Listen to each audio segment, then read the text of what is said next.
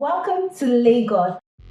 This is a bustling port city on the west coast of Africa, the home to over 26 million people and is one of the fastest growing cities in the world. Lagos is a city where the pulse never slows down. From the bustling market to the steam beaches to the restless traffic, in the midst of its crowds, streets and vibrant markets, you will find people rushing to work and the street vendors selling tasty snacks, conductors reaching out for passengers, people fighting over the ride. Can we all just pause and let us step away from all this wahala and hustles of Lagos? And let me bring to your attention something significant that you might have missed. The Freedom Park.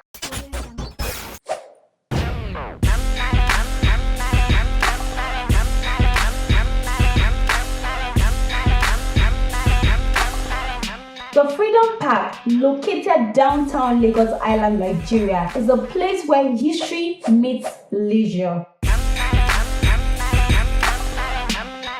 It is not just any park, it's a recreational center, it is a historical monument, and a hub for cultural events just like art, music, and comedy shows. So what is special about this place? Let's find out.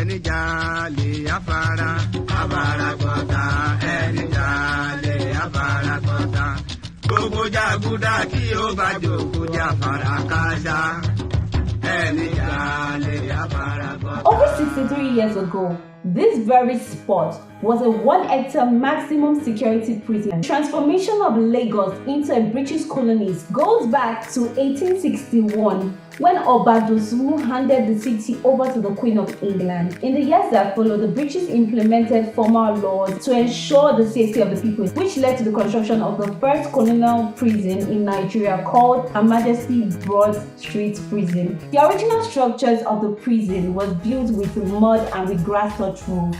But the building didn't last long because the opponents of the colonial government kept throwing fire to sabotage the place. In 1815, the British imported bricks from England to rebuild it. It was then a forbidden space boldly written around it.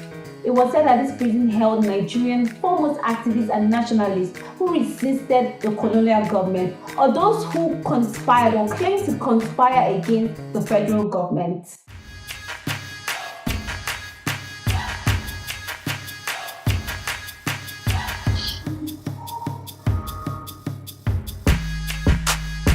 In 1972, the federal government shut down this prison. This was 100 years afterwards.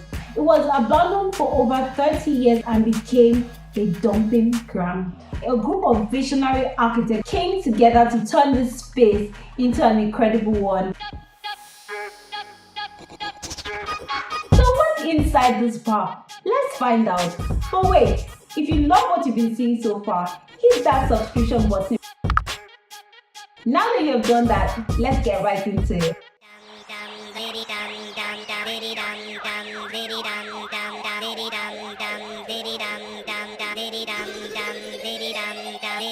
So they decided to rebuild this park with an old architectural plan of the prison. In the cell block A, you'll find a cutway section showcasing the tiny 4x8 feet cells. It was originally built for one inmate, but ended up having more than 3 or 4 inmates in one cell. When you look at the garden area, you can see some ridges on the ground. This represents the cells or the size of the cells in Block B. The cell Block C was transformed into an Eric skeleton of the old cells, with several figurines to show the inmates. These figurines were made with steel and barbed wires that were gotten from the defense of the prison walls. With an amphitheater with an artist cave, an aquaponic farm, and the 3 wise men, also known as the Founding Father sculptures, a symbolic monument for the independence of Nigeria. The main stage was where many prisoners met their fate. Segments of the walls, the windows, and the old prison's gate was retained. The rest office was turned into a museum with a gallery space for moving exhibitions, seminars, and lectures. The museum had several pictures of what the prison was like around the 60s, the prison's initial plan, some records of the victims that were locked up, and other archaeological items which were dug out during the rehabilitation of the park.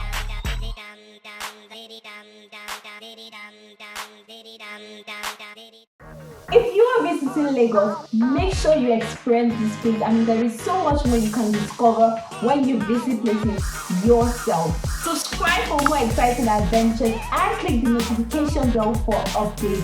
Click this video to see an amazing tour of the Redemption City. Until next time, keep exploring. Signing out.